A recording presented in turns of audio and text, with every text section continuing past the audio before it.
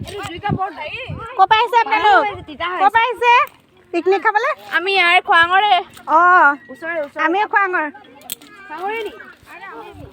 কোন জেগা খোৱাঙৰ? আমি এতিয়া কি মিক্স আমি খোৱাঙৰ। অঁ অঁ একদম অলি গলিৰ পৰা আহিছোঁ। অঁ এয়া পিকনিক পাৰ্টি।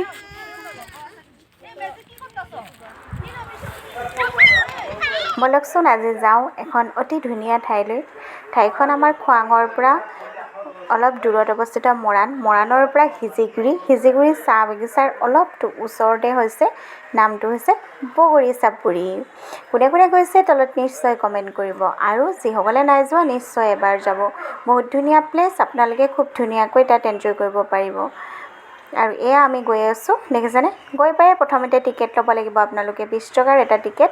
আৰু টিকেট লৈ আপোনালোকে সোমাই গ'লে এনেকৈ এখন দলং পাব। মোৰ ফটোত চেহেৰাটোলৈ নাযাব, কাৰণ মই সেইটো সময়তে চকুটোত মূৰ দি দিছিলোঁ, কাৰণ ৰ'দটো পূৰা পৰি আছিলে। গাড়ীলৈ ৱেইট কৰোঁতে আমাৰ ভোকেই লাগিছিলে গৈ। সেইবাবে আমি আগতীয়াকৈ গৈ পাই টঙী ঘৰত উঠি এনেকৈ আমি নিয়া গোটেই কাৰ্টুন কিবা কিবি আছিলে সেইবিলাক পাতি ধুনীয়াকৈ খোৱাত লাগিলোঁ। ব্ৰেড, জেম, কল, ডিম আৰু কেকেৰে আমি খুব ধুনীয়াকৈ লাল চাহ আৰু গাখীৰ চাহ খালোঁ। আৰু এই দেখিছেনে পাণ তামোলটো মেইন, য'লৈকে যাওঁ পাণ তামোল লাগিবই। পাণ তামোল নহ'লে আমাৰ একোৱেই নহয়। এয়া চাওক, তাৰপাছতে আমি গ'লোঁ খুব ধুনীয়াকৈ এটা সজাই থোৱা টঙী ঘৰলৈ। এই ঘৰটোত উঠি সঁচাকৈ ভাল লাগিল, কাৰণ ইয়াৰ পৰা ওপৰৰ গোটেই পৰিৱেশটো। ৰ'ব কাপোৰ আপোনালোকে ফেক্টৰী তৈয়াৰ হোৱা দেখিছে, কিন্তু গছত কাপোৰ লগা দেখিছেনে? এয়া চাওক, মই গছত কাপোৰ লগা দেখুৱালোঁ। তাৰপাছত এইখিনি হৈছে পিছফালৰ পৰিৱেশ। পিছফালে এনেকৈ খুব ধুনীয়াকৈ এখন ৰিজৰ্ট আছে, আপোনালোকে ইচ্ছা কৰিলে ৰিজৰ্টতো খাব পাৰে। আৰু তাত বনাই সিজাই খোৱাৰো ব্যৱস্থা আছে। আৰু এয়া দেখিছেনে বগৰী চাপৰি বুলি লিখিও দিছে। বগৰী চাপৰি মানে হৈছে দুখন নদীৰ মাজত থকা এটা খুব ধুনীয়া চাপৰি। দুফালে দুখন নদী আছে। এয়া ল'ৰা ছোৱালীহঁতে আকৌ পানীত নামিবলৈ আমনি কৰি আছে, তাকে বোলো ভাবিলে অকণমান নমাই দিওঁ। মই নমোৱা নাই, পিছে বৌহঁতেহে নমালে দেই। এয়া হৈছে আমাৰ হিৰো, লগতে হৈছে এইগৰাকী আমাৰ কুইন। দেখিছেনে কিমান ধুনীয়াকৈ প'জ দিছে? এয়া চাওক, তাহাঁতৰ কাৰণে আমাৰ খুব ভাল লাগিলে জানেনে? ইমান ধুনীয়াকৈ খেলিছে, দৌৰি ঢাপৰি গোটেই ফিল্ডখনত দৌৰি ফুৰিছে।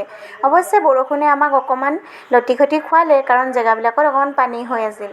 প্ৰত্যেকখন ফটোতে চকু মুদাটো মোৰ এটা অভ্যাস, মানে কি কাৰণে নাজানো, কেমেৰা লেন্সে মোক চকু টিপ মাৰিলে ময়ো চকুটো টিপিয়াই দিওঁ।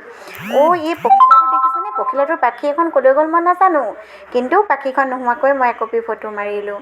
এয়া দেখিছে পিছফালে বগৰী গছবোৰ। 2 নম্বৰ নদীখনত জানো ফটো নামাৰিলে হ'ব। এখন নদীত ফটো মাৰিলোঁ, আৰু এখন নদীত কিন্তু ফটো মাৰিবলৈ নেপাহৰিলোঁ। যিটো টঙী ঘৰত খাইছিলোঁ সেইটো টঙী ঘৰ জানো আপোনালোকক নেদেখুৱালে হ'ব। এয়া টঙী ঘৰটো দেখিছেনে? এইটোতে আমি খাইছিলোঁ। তাৰপাছত এইবিলাক দেখিছে, এইবিলাক হৈছে পিকনিক পাৰ্টি। কিছুমান আকৌ আজি ভেলেণ্টাইন ডে উপলক্ষে লাভ বাৰ্ডো আহিছে দেই। মই তাহাঁতক নাই দেখুওৱা কিন্তু, কাৰণ মই সেইবিলাক কৰিবলৈ নিবিচাৰোঁ। তাৰপাছত আমাৰতো ধামাইল আছেই, জানেই নহয়, বেংগলী 5-4জনী মহিলা একেলগ হ'লে প্ৰথমতে ডান্সটো কোনটো কৰে? ধামাইল।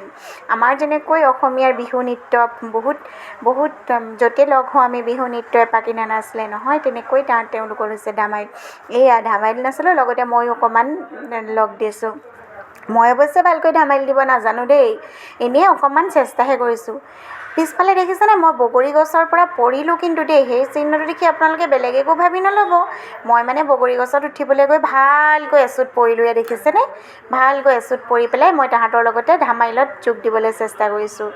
ধামাইলটো অৱশ্যে বাহানাহে, নাচিবলৈ পালেনো কোনে ভাল নাপায় কওকচোন? সকলোৱেতো নাচিবলৈ ভাল পায়। মই পিছে তাৰো ব্যতিক্ৰম নহয়, ময়ো নাচিবলৈ খুবেই ভাল পাওঁ।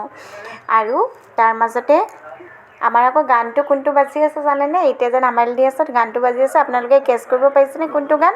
অতি পপুলাৰ এটা গান হৈছে জলেৰ ঘাটে দেখাইলাম কি সুন্দৰ সে মোৰাই, এই গানটো দেই। তাৰপাছত আমি বগৰী চাপৰি যিখন মেইন বৰ্ড লিখি থোৱা আছে আমাৰ বগৰী চাপৰি, সেইখনতো ফটো মাৰিবলৈ নেপাহৰিলোঁ। এয়া দেখিছে? তাৰপাছত আমি সকলোৱে ঘৰৰ পৰা বনাই নিয়া ফ্ৰাইড ৰাইচ, চানা দাইল, এগ কাৰী, আচাৰ, পাপৰ আৰু চিপছটো লাগিবই ন, আৰু পনীৰ তৰকাৰীটো অকণমান আছেই।